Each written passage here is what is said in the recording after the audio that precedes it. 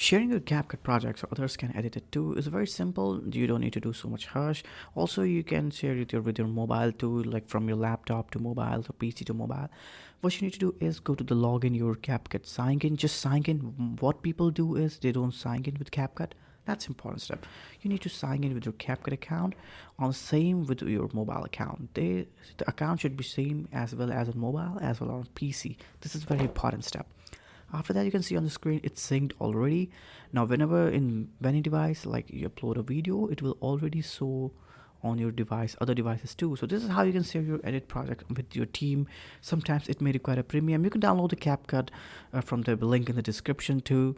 So this was how you can simply share the export link with CapCut without so much hush. Just simple sync it with your devices, and your other team can edit it too. So this will improve the workflow, the pipeline of your video. So this was how you can share your CapCut project with others and share with your laptop to mobile. And I'll see you in the next one.